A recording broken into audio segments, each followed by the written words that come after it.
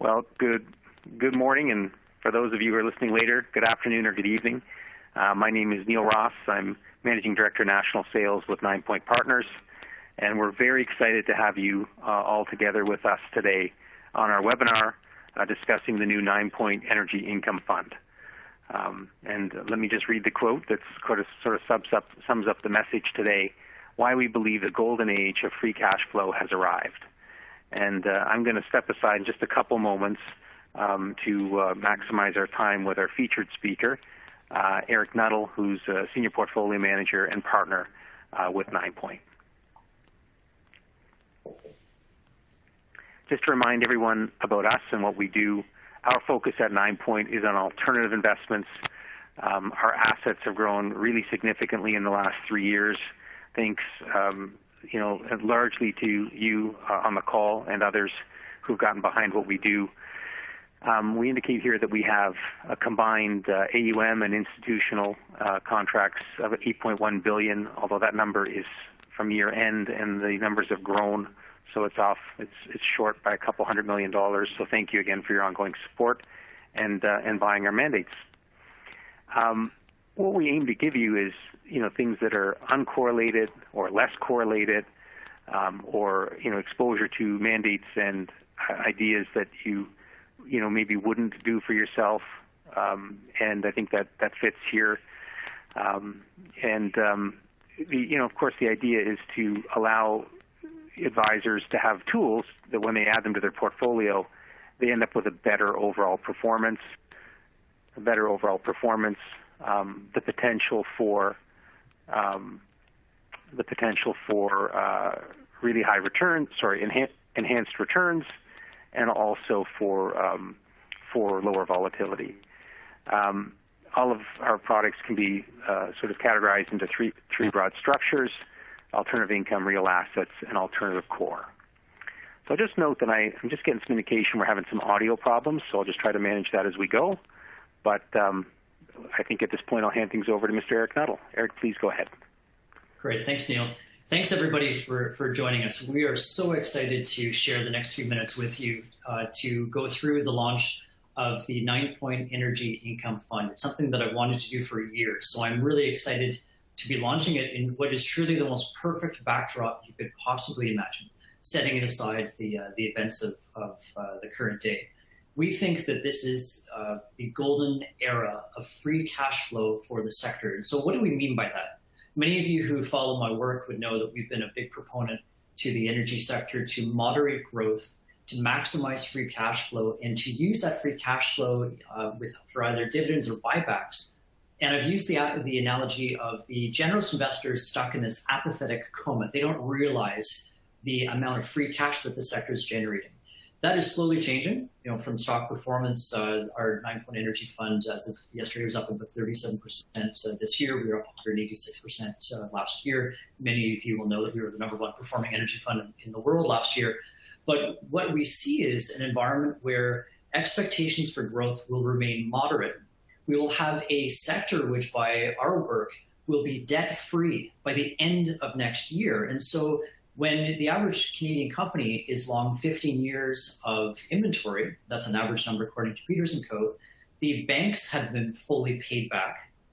And growth expectations, the demands from the owners of these businesses is to moderate. Well, what do you do with the free cash flow? And so the environment that we're in today, we think, is extremely conducive to dividends, either companies that don't currently pay them now and will be initiating them in the coming months, or those companies that do, that will be able to meaningfully increase. And we're going to give some good examples later on.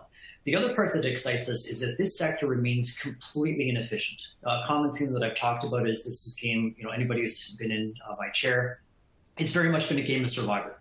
We know most energy funds have shut down. They became ESG funds, they became tech funds. People have left. There's been literally a brain drain of active managers for energy funds. And so what we see is a target-rich environment where we can leverage our stock-picking skills. We can unearth not just the stocks that could go up the most, but those companies that can pay the most sustainable and egregiously attractive dividend.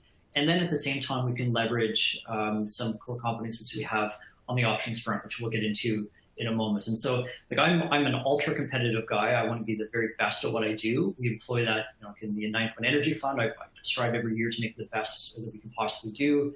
Beat our competitors, beat the index, etc.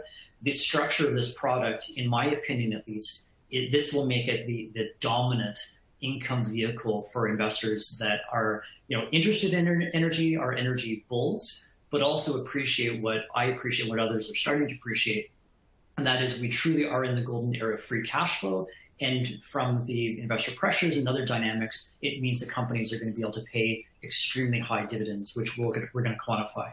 So a question that I've gotten on Twitter, for those who follow me, I've seen this pop up a couple of times, people are asking it now, is, well, is this just like an Energy Fund 2.0 product? And so the key message I want to impart on this is that this is complementary to, it is not an alternative to the existing product, which I've been involved with since 2005 when we launched it at Sprott many, many years ago now. Ninepoint did management buyout. We got the fund in 2017 rebranding, but it's essentially the same vehicle. And so the Ninepoint Energy Fund, our goal is to maximize upside capture, to be the best at what we do. We retain a focused fund, typically 12, no more than 20 holdings. And we have small cap, mid cap bias, usually, that changes at times, but that's really where the greatest inefficiencies lie. Our market cap generally is on the lower end due to that. When we did this stat, weighted average market cap is about $7.5 billion. To contrast that to the Ninepoint Energy Income Fund, obviously it's investing in energy stocks, but it's for investors, and we've gotten this feedback over the years. They may like our approach, our analysis, etc. But demographics, older clients, they want income.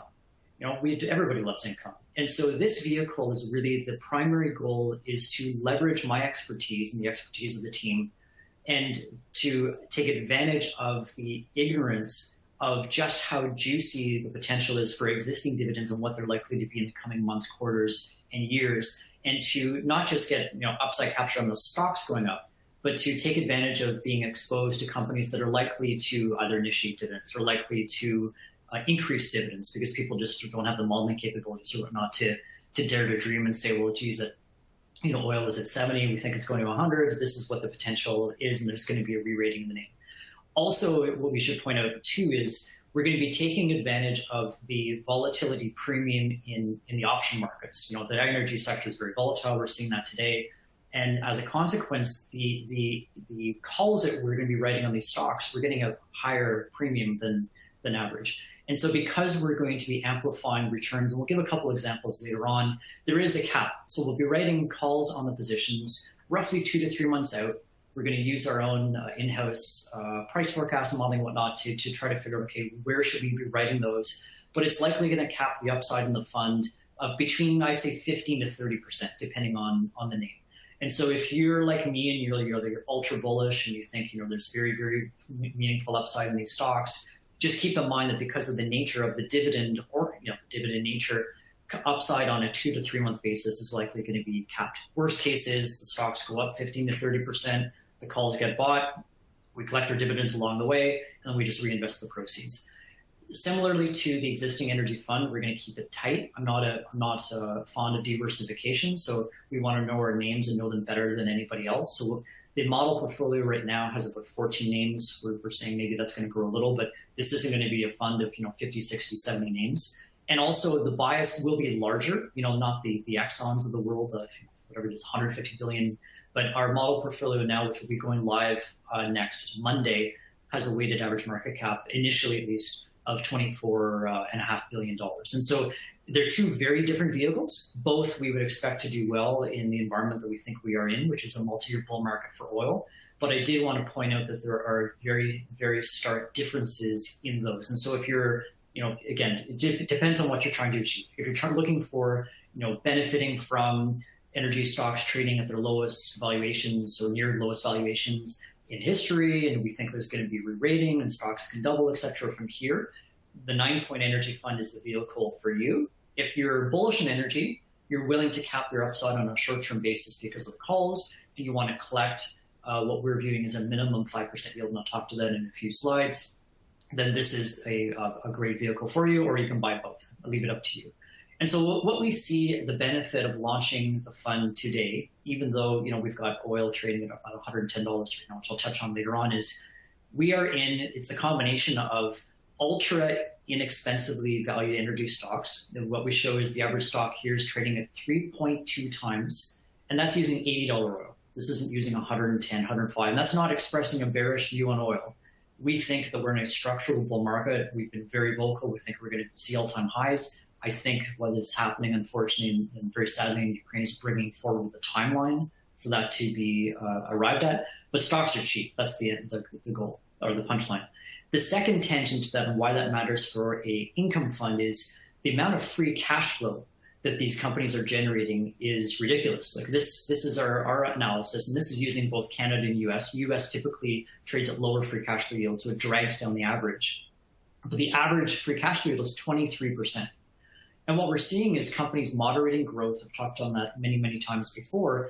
And so my expectation is we're going to get at least 50% of that free cash flow coming back in the form of dividends. And so, divide 23 by half, that's, almost 11%, 11.5% dividend yield, which we think is very, very doable in an environment of $80. And so you do not have to believe in the current oil price. You don't have to believe in, Nuttall's crazy multi-year bull market and whatnot, $150, $200, whatever the case is going to be. You need only believe in an oil price $35 lower, $30 lower than where we're trading today, to recognize the amount of free cash flow and the dividend potential that these companies can distribute out to us. And so I'm going to very quickly go through why are we in a multi-year bull market for oil? Because if you buy our Ninepoint Energy Fund, you're buying potentially a Ninepoint Energy Income Fund, you need to have a grasp at least of, okay, what's the macro environment? Why is the oil price, at least 70 and further is supported with the current fundamentals? Because that's the investment thesis. And so very quickly, and there's no shortage of information on this. There's on Twitter, we've got a 45-minute presentation that I go through long-term demand and all these different things. But in a nutshell, we're in a multi-year bull market for oil, not because of geopolitics. It's because the demand for oil, I believe, will grow for at least the next 10, 15 years. Everyone listening to my voice will consume oil for the rest of my lifetime. And yet there are structural supply challenges that, unfortunately, over the past couple of weeks, just got reinforced, which I'll touch on in a few minutes. And so what do we see?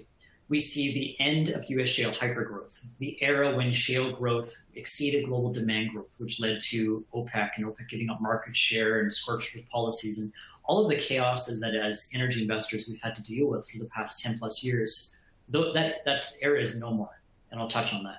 We see the looming exhaustion of OPEC spare capacity occurring in the coming months. This used to be in the coming years. Now it's in the coming months. They're going to open up the cupboard. They too have been insufficiently investing for the past 6-7 years as they've had to satisfy social spending. Otherwise, people go out into the streets and demand regime change. So even with Saudi, even with UAE, they're out of capacity. And when you marry that with the third and final element to my thesis that we're in a multi-year bull market for oil, it's the insufficient investment in new projects on the part of the global supermajors. We know that spending peaked in 2014. It's been falling ever since. It's roughly a third of where it used to be. But what's different now than back in 2014? Nobody knew what the heck ESG stood for back then. Now it's on the front page almost every day. These companies, for the sake of the planet, need to reach net zero status. How do we do that? We allow our production to fall. We take cash out of dirty oil. We put it into the renewables, et cetera. And you're starving upstream investment even further. And so the marriage of all those components is, the end result is, demand's going to grow, supply cannot grow up to the same quantum. It's going to grow, but not catch up to long-term demand growth. And the end result, and I think where we are today, is the oil price has to go high enough to kill discretionary demand. What oil price is that? I think it's around $140 to $150 per barrel. And I think that's where we're headed. You need not believe anything which I'm about to say, because you need only believe in roughly $60, $70 oil for these companies to be free cash flow beasts and to be returning the majority of that free cash flow back to investors and back to us in the new Ninepoint Energy Income Fund. And so just quickly speaking, I updated on Twitter some of these charts this morning. We know that inventories globally have fallen. They've fallen, frankly, by the most and the fastest pace in history. We are structurally undersupplied. Why? All the Debbie Downers were saying, you know, the new normals will never be flying again, we'll never be driving, we'll be locked in our homes forever, etc. We took the opposite view. It's the reason why we did what we did in recovering in 2020 and then really kicking, you know what, in 2021. And it's because we thought people would yearn for the lifestyles of old. We want to travel. We want to get out of our houses. Since we thought demand would recover way faster than most. And the combination of that with supply constraints from OPEC, the end of U.S. shale hypergrowth meant that inventories have been falling. And like we're looking at cushioning tank bottoms in the coming weeks. The inventory levels globally is pretty much where we were in 2010 to 2014. Why does that timeline matter? That's when the oil price last averaged around $100 per barrel. And so one of our very trusted consultants, Mike Roth from Cornerstone, would tell you that in his opinion, there's almost no geopolitical risk premium in the oil price today. The current price is largely supported by the underlying fundamentals of supply and demand, which that's a massively important distinction to make. And so again, just to quickly go through, what we're seeing today is the inability of shale companies to quickly ramp production. You know, setting aside labor challenges, steel challenges, service challenges, all of these gating factors on growth, what really matters is the owners of these businesses no longer want them to grow aggressively. They want to get paid. They want to get paid in the form of base dividends, variable dividends, buybacks. Compensation plans of shale CEOs have changed. The average guy's making $15 million a year. Most of that's in the bonus. The days of hyper growth, they were being paid for that. They had ability to borrow from the equity market, borrow from banks, go to the high yield market. Fast forward today, growth is no longer a variable to get your $12, $13 million bonus. Why would you do it? And at the same time, you were spending 1.5 times your cash flow. Now your owners are saying, you do that, you're fired. You better return at least half of that back to me in the form of variables. So again, it's reinforcing the sustainability of what we think, and that is the golden era of free cash flow of this sector.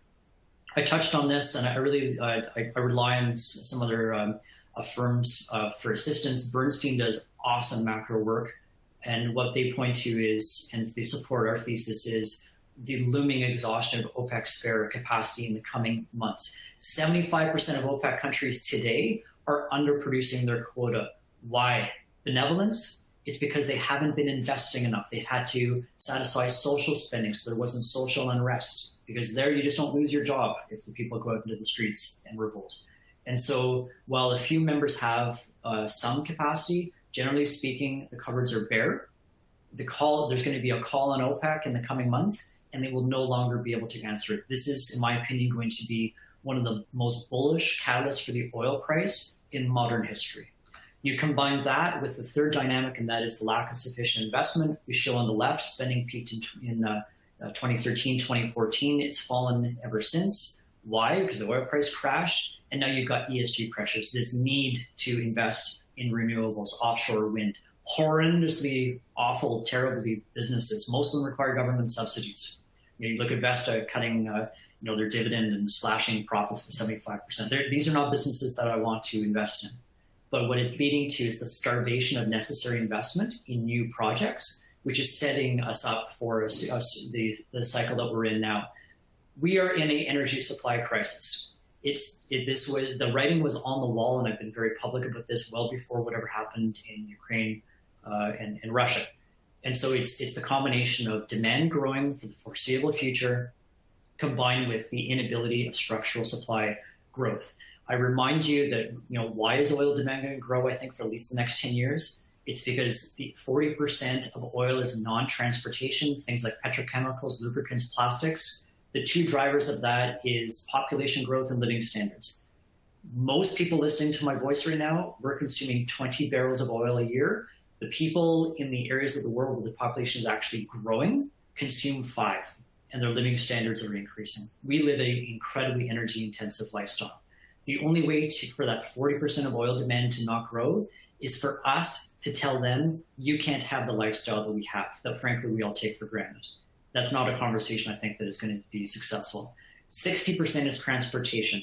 Let's just assume government, well-intentioned government policy, it's going to all come to fruition. The timeline that people have is completely unrealistic. They ignore things like, well, geez, We've got to double the power grid. There's going to be copper shortages. There's a wall of energy realities that gate the speed of adoption. A great study, again, I'm going to reference a Bernstein, and that is, let's just assume we go there. Let's assume we hit every government timeline. They predict that the demand for oil will grow out to about 2034, 12 years of demand growth. I would posit the question to you, where are the barrels going to come from? I can't answer that question, and hence why I think the oil price is going to continue to go up. So turning to this new product, the goal is to maximize in a sustainable manner how much dividend and how much income we can squeeze for you. And we do that with two things. One is dividends, base and variables. Base is easy. It's on Bloomberg. It's on, people call them BNN. Oh, Andy, tell me what the yield. It's all there. Where the greatest opportunity is in the variable component, because you've got to be able to predict and model out, okay, if oil goes from 70 to 100, how much excess free cash flow is going to be generated? How much of that is going to be returned to the shareholder? And geez, well, the stock's trading at a 3% yield, but we think it's actually trading at 7 to 8 to 9, 10, 11, 12, 13, 17 when you account for that variable component. And so the value add of hiring somebody to do that for you is massive. I touched on the other thing is using options. So it's writing calls to be able to generate very, very meaningful annualized returns. The benefit of the Ninepoint Energy Income Fund is we can benefit from, we pay the street really well. Options market can be pretty illiquid. And so our ability to have, the big option desks in Canada be able to, accommodate us, provide necessary liquidity and not, be too usurious on spreads and whatnot, we think is extremely high. And so that's a massive competitive advantage that we have. At the same time, we'll also be able to use crude futures at times when, if we want to reduce what we perceive as risk, like maybe oil's overshot, maybe we think we are in a period of unsustainably high oil prices, which is naturally where we think we're going. We don't want to sell the underlying securities because we don't want to give up the dividend stream that they're going to be generating, especially if those prices be massive. So we will strategically at times, it won't be an ongoing thing, but strategically it's a tool in our toolkit to be able to potentially reduce volatility at times. And so what do we think we can do? What we've said is we're coming up with an initial 5% per annum yield paid monthly. Whenever I talk to my management teams, I always tell them, set the bar of expectations low and always beat it. And so I'm really trying to practice the same thing with you. And so the 5% is an initial yield. We want to walk before we run. What do we think we can actually do? We've got two examples here for you. One is a Canadian name, one is a US name. And so what this is I don't say the market cap because we'd want to tip our hand in terms of what we're going to be buying in less than a week's time. But what this shows you is this is the free cash flow yield of this company between $60 and $100 oil. And so let's use 80 and we'll just be conservative. What they've publicly said is they're going to flow through the majority of free cash flow back to investors in the form of a variable. So at 80, let's use round numbers, at 20% free cash flow yield, 75% of that, that's a 15% dividend yield. At the same time, if we go to the options market, we can say, okay, well, stock's up, let's write a 18% premium call. So 3 months out, we're summertime. So at our worst case, the stock rallies by 18%. So as an income investor, if you can make 18% per annum, I think you'd be pretty happy. So we'll cap the upside on a 3-month basis at 18%. And in exchange for that, we're going to get paid 3%. So call it 11% annualized. So do the math. You've got 15% per annum from the dividend, potentially 11% annualized from the call. And so you can get a very, very juicy annual yield. Now, we're not using $110 for our example to be utter stupidity to set expectations that high. And so this example is meant to show the inefficiencies in the market right now, the lack of work and frankly laziness that most people are succumbing to. And for a guy who's actually willing to put in the work and do the modeling and whatnot, this is an unbelievably target-rich environment that makes us extremely excited. But again, initially, we're going to be paying a 5% dividend. Another example in the US. So the shale companies, largely speaking, have adopted the model of moderating growth. At most, I think the most aggressive guys like 5% growth for the meaningful, the guys that matter. And so you can model out, okay, 60 to 100, they're modeled 75% of free cash flow going to dividends. And so let's look at it. Between 60, you're well covered.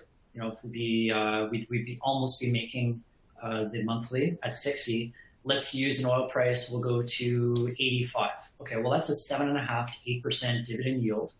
And at the same time, because the volatility in these stocks is massive, we're getting paid a huge volatility premium to give somebody the right to buy our stock off of us 15% higher 3 months out.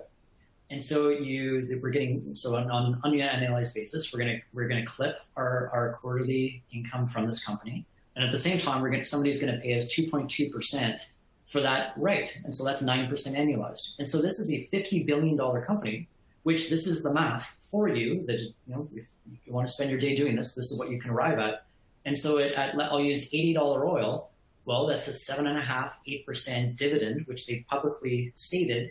And then we're going to get paid up to 9% annualized from writing the call. And so when I say we're in the golden age of free cash flow, and there's a target-rich environment where ignorance is preventing people from seeing the opportunities that are available to us, this is what makes me so extremely excited. And so in the worst case, again, I had to put this one in. What's the worst case? The worst case is stocks go down. It can be volatile. We still get paid the dividend, which we think is the base sustainable variable is going to go with the oil price. We think it's defendable much, much lower than here. And worst case is if the stock was up 15%, and as an income guy in this interest rate environment, if you can make 3% a year, or frankly, if you're positive this year, if things are wonderful, you make 15% on the stock, you can still get paid the dividends. And so these are two examples of 14-ish names that we're going to initially own. This is just another cross-section as well where, this is 12 names in the US that we model out. So this is what we expect from what they've publicly said in terms of the return on capital strategy, specifically for dividends. And so at $80 oil, we're looking at a 7.5% dividend yield. Again, add on the covered call premiums. And at $100 oil, the average is 9. I never try to be average. We always try to do better than average. And so this is, again, providing a framework for why we think we can do what we need to do.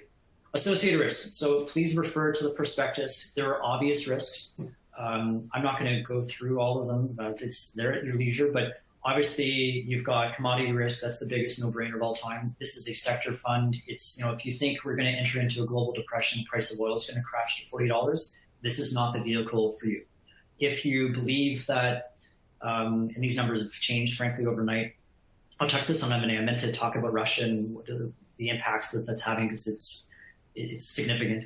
We'll do that in Q&A, Neil, just remind me. But specifically to this, we think base dividends are well protected at 60.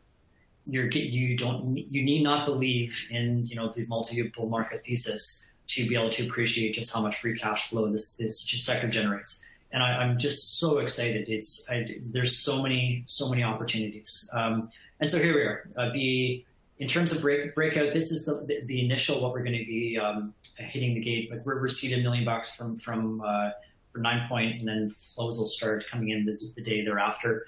The initial indications have been extremely encouraging. So what will we own initially? 18 positions, 83% E&P, 17 pipes, and then Canada it's roughly 60-40. This is just an initial framework. We will obviously be changing as the opportunity set becomes changing. So Neil, let me turn it over to you to go over the boring stuff, and then we've got a good 15 minutes, I think, for questions. And I'm hoping Neil is there. Otherwise, I'm going to have to handle this. There he is. Can you hear me? Yes. Okay, sorry. Just let me know if you're having trouble with my audio. March 7th, the fund will be available, and on the 7th or shortly thereafter, the ETF series will also be available, which will be NRGI on the NEO exchange. This fund is structured as a liquid alternative mutual fund. The target distribution is a 5% per unit yield, and then we're going to pay it monthly. So that can vary over the years that you own the fund, but that is the target, is to pay about 5. So when you're using this to live off the income or obviously cover your life expenses, that's will give you an idea of what we intend to pay. Of course, for a brand new fund in energy, it's a high risk fund, and I suppose what's unsaid is it's a high reward potential as well. There are all the different fees for the different series. There's also a Series D. D is in Dan for people that are buying on discount brokerages. And like I said, the NRGI listing will be on NEO shortly. There's a performance fee that is 15% over high watermark, and it is this product is obviously eligible for all sorts of register accounts and TFSAs. Great. All right, let's. I know we've received some questions already, so let's touch on those. As well, I want to do a 2-minute overview. I'm going to be on BNN on Friday, so this is going to be the condensed version. I would encourage you to watch the show this Friday at noon. But I think people are not appreciating, and frankly, I'm trying to wrap my head around the medium and long-term implications of what's happening in Ukraine. My belief now is that we now have the second largest oil exporter in the world whose product is no longer politically palatable. It's irreplaceable. And so outside of China and perhaps India, will the Canadas and the United States of the world be able to resume purchases of those barrels anytime soon, knowing that the revenue from that is allowing what we're seeing very graphically. And so that's profound. The belief, and I tweeted this morning because frankly I'm trying to wrap my head around it, the belief that peace breaks out with God willing happens now, and we just go back to normal and the oil price crashes. I don't think that's reasonable anymore. And so this is significant. I think we're in an environment, I already thought we were in an energy supply crisis that would result in all-time high oil prices. The events of the past couple of months, I guess, has not only fast-forwarded that, but is adding a whole new element where you cannot replace 5.5 to 6 million barrels per day of Russian oil exports. And again, demand, I think only mathematically challenged would say that it's not going to grow for the next 10 odd years plus. And so it's significant. So I don't want to spend too much of the airtime. I really want to touch some of the questions people have on this new product. I would encourage you to tune in to BNN because we'll have no shortage of time to address it then. Neil, what questions do we have?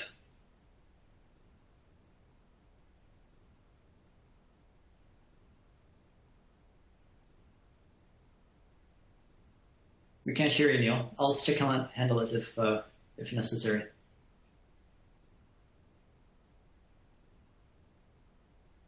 Okay, so I'm going to have to go from memory. Hopefully Neil jumps in. So the questions we received, and then I'm going to scroll through the list here.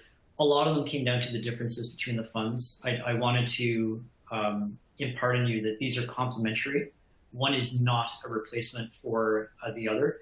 For the energy fund, what I see is currently now my strong messaging, and again, we run the largest energy fund in Canada. We're sitting at $1.6 billion right now. So we own big stakes in a lot of the mid caps and small caps, is for now, given how profoundly mispriced your stocks are, maximize free cash flow and use that in the form of buybacks, become the buyer of your stock, lead to the re-rating in your stock prices closer to historical multiples, and then at that time, lean off the buyback and put the cash flow not into growth, but into dividends, base variables, etc. And so we don't really pay a meaningful distribution in the energy fund as is. Maybe we will at time, but for now, my goal is to really make clients as much money as I possibly can. And I will tell you right now, my biggest challenge is sitting on my hands because stocks have obviously gone up a lot in a short period of time. But then I look at my models, and the average company in Canada can privatize and become debt free with about 3 years of free cash flow at the current oil price. So how can you sell a name when it's trading at 1.7 times enterprise divided cash flow and you think it should be trading at 5? Do you sell a stock just because it's gone up a lot in a short period of time? I want to be buying, and we've got money coming in every day, so that's my disposition. So in terms of other questions, I see John's asking, okay, by selling covered calls isn't the biggest risk, no price declines, but price increases where the upside is capped. Yes. So that's part of the strategy. From the examples that we saw, and this is just math, this isn't promises. and we want to get some time under our belt before we can be a little more aggressive. But we think we can about double the dividend yield from writing covered calls. And so we think that for an income investor, you get the benefit of, the premium that we get, which is going to be 15 to 30%, depending on the name, over approximately 2 to 4 month time period, depending on the opportunity set. And so, yes, you are going to be capped for the fund over a 2 to 3 month period at 15 to 30%, generally speaking. For most people that are buying this for income, and why would you buy this over another income product? Forget its energy. You're going to be able to leverage my experience in doing this for a long enough time. So I'm able to go into an environment that is unbelievably, in my opinion, inefficient, where people are not doing the work, and I can extract and pick the stocks to the best of my abilities that can generate maximum income in the form, again, of dividends, and then employing covered calls. And so there is a trade-off. You get the additional income, but you're having to accept a cap of, again, roughly 30 to 15 to 30% over a short time period. So it's a give and take between those two things. So who's deciding on the call strike? Rejoin the call. Okay, Neil's back. All right, Neil, take it away. So I've just switched to a different telephone. Try a new approach. So hopefully you haven't covered these, but I have a few things I just want to get out there. One is a real common question. I see it's here. At this point, we do not anticipate there to be a way for a U.S.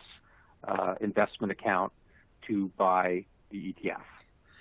Demand's been so strong for our existing ETF and this new one.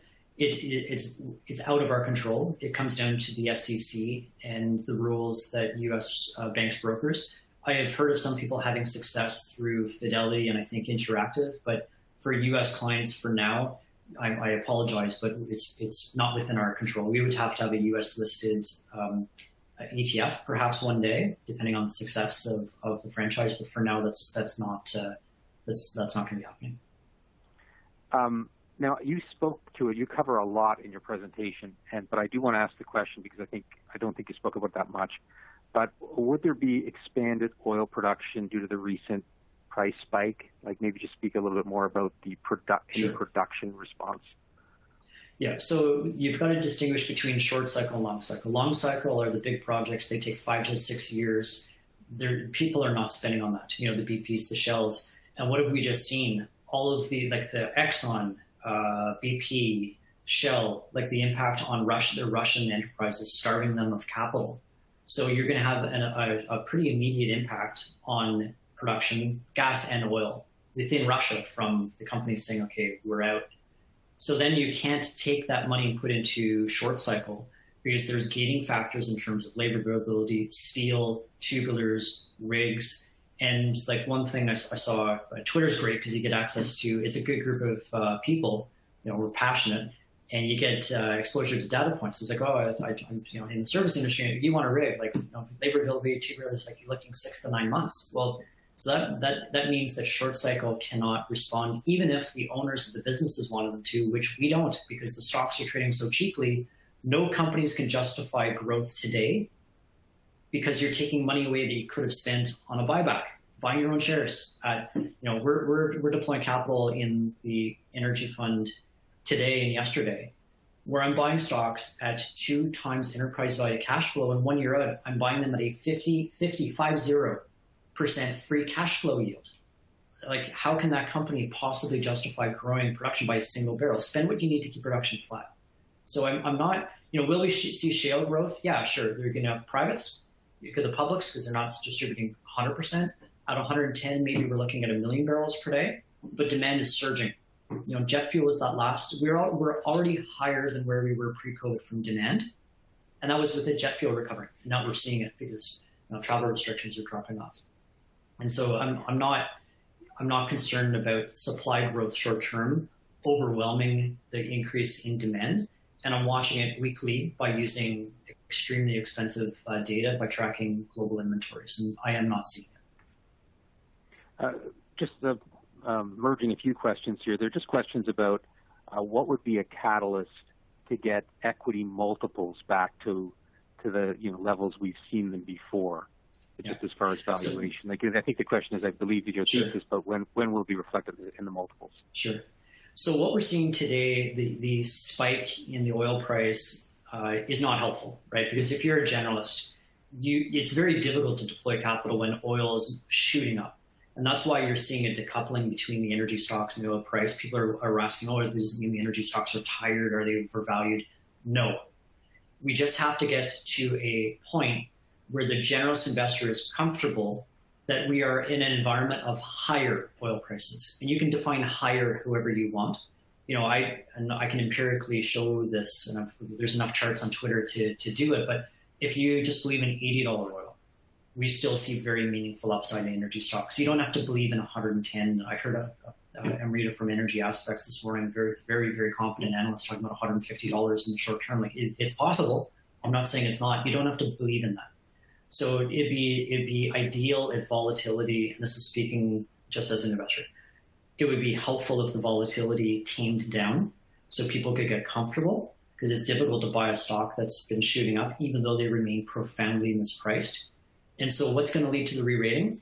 It's going to be the realization that the world is in a multi-year bull market because we're in an energy supply crisis, and that you can start using an oil price close to where we are now in your assessments. And when they start doing that, and I've done my best to help people out with this, at $100 oil, which is $10 lower, the average company in Canada can privatize and become debt-free with 3.2-ish years of free cash flow, and yet they're sitting on average 15 years of inventory. So you're getting a 12 years of a free cash flow yield in the 30s for free.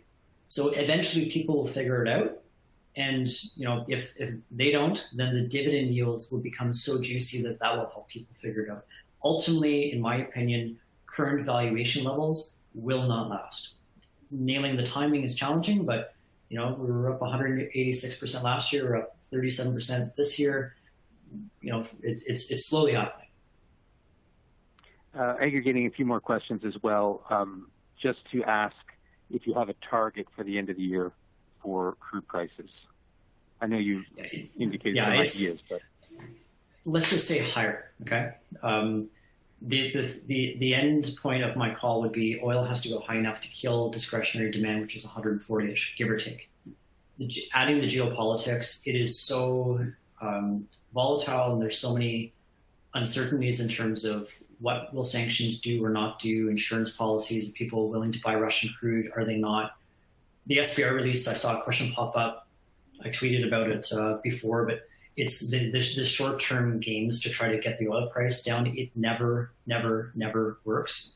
And so if you can't incentivize meaningful supply growth because investors are not allowing it for short cycle, and then long cycle, if I've used this analogy, but if you're the CEO of Royal Dutch Shell, Shell now, they dropped the oil part, and they say, okay, we goofed in terms of taking money out of oil. Oil's at $150. Forget the renewables for now. Let's start growing because we can earn so much money from it. The earliest one of his project managers can deliver oil is like 5 to 6 years. So when I say multi-year bull market, I say multi because it's long cycle time. We have to pivot to start spending sufficiently again, and then the clock starts going. I think this is an interesting question given our specific topic today. Many energy companies are not currently paying dividends, but have signaled that they will be returning some of their cash flow to shareholders soon. So that's, you know, you've talked about that quite a bit in the last year and a half. But you know, would you own them in the income fund, you know, sort of on the cusp or before they had a dividend, or would you wait? It depends on what we view the ability to get a necessary stock ahead of when we think that catalyst may or may not be. And so long as we can generate income through options, we would be willing to own stocks ahead of time. I don't want to tip my hand because I have a sneaking suspicion that some people are trying to game things right now, anticipating us to be very successful given the value add that we're proposing to clients. So I'm not going to get too granular in terms of what we're going to be investing in, but the goal is to provide clients with, in a sustainable manner, being reasonable with our commodity price assumptions to make you as much money as I possibly can in the form of income rather than just capital appreciation. And the tools that we have to do that will be leveraging our stock picking capabilities, which I hope we've generated enough results to convince you of that. And so leveraging stock picking to identify, okay, where in the world can we squeeze the most amount of income through dividends, base and variables, because people aren't modeling the variables properly. And then at the same time, we can leverage, our stature, our relationships, whatnot on the option side to be able to generate additional income, which again, people are not appreciating just how lucrative I think it could be given the volatility in the sector and the premium people are willing to pay for that. So when you combine those two things, when we say we're going to be paying 5%, that's an initial target, not a goal. We're telling you that we guarantee we'll be paying 5% distribution. And so we will, over time, once we get comfortable with what a good sustainable run rate is, we would anticipate that if we are successful, then it could go up in time. Several questions on the subject of resumption of exports of oil from Iran. I didn't hear you cover it, but I was off the call for a bit there. Sure. I didn't. So if there is an Iranian nuke deal, which every week it's going to happen by Friday, and then time passes. So let's just say it does. What we're probably looking at is it'll take 2 to 4 months for compliance to be verified. Then exports can jump up. We're probably talking about 700,000 barrels per day. That will still mean that the market is in a state of distress, a state of significant undersupply. It will mean that inventories are continuing to fall in, just maybe not at the same degree. My guess is this has become a consensus within the oil market. And if there's any weakness on it, I saw a tweet by Pierre Andurand, which before my year, last year, had the record of the best performing 1 year of an energy fund in the world. So he's a sharp guy. And he tweeted, we believe that the oil price could actually go up on the news because it's such a consensus event. And there's now a realization that we desperately need the oil. The SPR release, the only thing it did was convince people that we're in a supply crisis. And, for us kooks that were, talking about it for a while, it gave that argument validity. And it's the reason why oil traded up. And so, an incremental 700,000 barrels per day, give or take, is insignificant relative to the demand surge. And now the barrels that we're probably going to be removing from the market from Russia. I don't understand how, the United States, Canada, Europe, whatnot, will be able to justify to their citizens continuing importing from that country. And I'm trying to wrap my head around the medium and long-term consequences of what we're seeing, because I'm not there yet, but that's kind of my initial conclusion. The value for energy security when energy is being weaponized, literally. The value on security of supply from the most ethical producer in the world, Canada. How are our barrels not traded, at a premium relative to other global benchmarks based on that? So, anyway, so the Iranian thing, I don't think it's the risk that people think it is anymore. I think speaking to the incredible amount of content you can cover in 30 minutes, some people I see a couple of questions on something that was discussed, so I want to come back to it. Just questions around Canada versus U.S. weightings in the two different funds. And I think you covered that on slide 17, but maybe you could just Sure, I'll touch on that. So in the Ninepoint Energy Fund right now, I'm 100% Canada. Our stocks are, before the implosion and the cease of trading Russian energy stocks, I said on Twitter, our stocks were trading at the same level as Russian stocks. And at that time, I said we didn't have tanks along the Ukrainian border. Those stocks have imploded. But our stocks relative to global jurisdictions trade at a material discount. And yet when I look at the only thing I care about is getting paid. And the ability of our Canadian companies to pay meaningful dividends or buy back stock in meaningful quantities is better than other jurisdictions because we will be debt-free next year, the analysis, and that's using a lower price than where we are today. We have low decline rates, so we don't have to spend as much money on production on losses. So you've got more free cash flow. The willingness to return that back to shareholders, everyone's clued in. That's consensus now. and yet our stocks trade at material discount. I'll use US. Like you look at our large caps. We own one large cap in the fund, and it's trading at like a 1.5 to 2 turn discount to their US peers. Well, if you forgot about, let's say they're 2 private companies, you're like, okay, what would we value these things at? The Canadian company is better, but it's trading at a huge discount. So why would I buy a like company trading at a premium when I can buy the discounted company that's the same quality, if not better, and they're on the cusp of reaching leverage metrics where they're going to be able to meaningfully increase their dividend and get it back to a more reasonable and competitive level. So that's why in the energy fund, we're focused on Canada. In the US, in the income fund, as of next Monday, the benefit in US is many of them have adopted this variable model. And so it's codified. I don't think it's changing, because in a CO, if they want to go blow their brains out drilling, they'd have to go back to income guys and say, wait, I know you're loving your 10%, but we want that money back to go drill and grow production, because we know how wonderfully that ended the last time. Like, that would not go over very well. Like, are you going to put your $15 million job at risk, and the stock's going to sell off? And we saw that through earnings season for the 2 examples that violated that agreement, or that desire of the market. So it makes sense in the income fund to have more of a U.S. weighting, but right now in the energy fund, like the growth fund, if I can call it that, right now I want to be fully exposed to Canadian small mid-cap names, and that's where we are, with the exception of one large cap. Would you hedge the currency on U.S. holdings? Is that worth it? I haven't gone there yet. I'm not. I don't have an informed opinion on that just yet. I've got a few questions here about just about the option strategy, and I know that, boy, I think you and I have been talking about this for 3.5 years about these sorts of ideas, and then this catalyst, of course, comes upon us where it's a really, really well timed, and we think a lot of people are going to want it, an energy income fund. But just questions around, how you plan to manage, when you write a call, of course, some of the upside could potentially come off the table. So kind of how you see that, and then is there anything? Would you ever use option strategies to try to limit downside?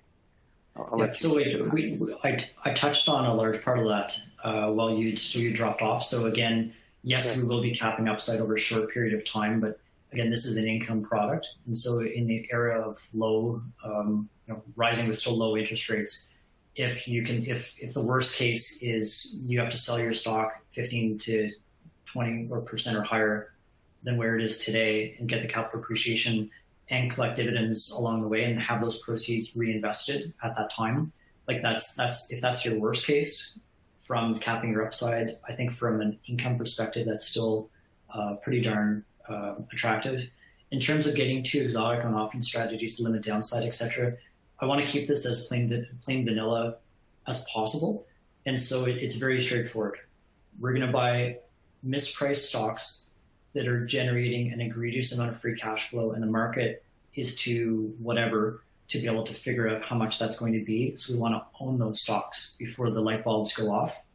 So we want to squeeze as much dividend income we can, and at the same time we want to write calls that, yes, while it limits short-term upside, it's at a reasonably high enough amount that if you have to sell your stock 15 to 30% higher, it's not the end of the world. So, if you think we're in a multi-year bull market, oil's going to do, stocks are going to go up, I can't say how much, but a lot, we already have a vehicle for you.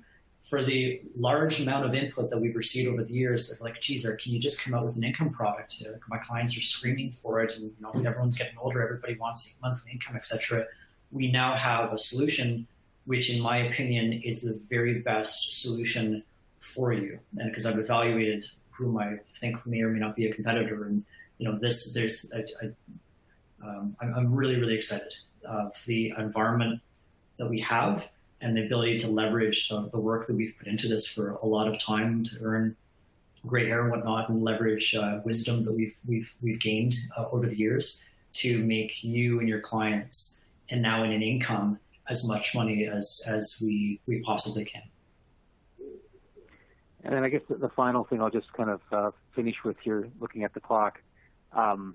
We have a lot of questions that have come in the inbox here, just about people wanting to buy the fund today. How do you buy it today? How do you buy it the first day? Which are great questions to get. So that's exciting for us. We think we've timed it right. Like, again, as I said, an idea we've talked about for a long time, but I think the timing is right because of the catalyst you described. Our launch date is March 7th. We fully anticipate that, Canadian dealers would have this available, on March 7th. The ETF I would expect on March 7th, but the fund would definitely be ready to go on March 7th. You can't buy it today, though, and if you're searching kind of at your desk thinking about putting a ticket in after this call, which is awesome, the fund isn't set up right at this moment. So anyway, thank you for the interest. And we like the ticker NRGI on New Exchange. So be an exciting next week. Thank you all so much for the interest. The interest level has been spectacularly high. We're humbled by that, and believe me, we're as motivated as you can possibly imagine to work as hard as we can to make you and your clients as much income now as we can from the sector. We're very, very excited for the environment that we have and the ability to do that. So thanks very much for your time today. Thanks, everyone. We think that, on the calls that we do, we bring valuable content, but we also realize that you guys are busy and there's lots of things you could do with an hour of your time. And we appreciate that you invested 1 hour hearing from us. So hope you have a great rest of the day, and we look forward to getting some time in front of you soon. All the best.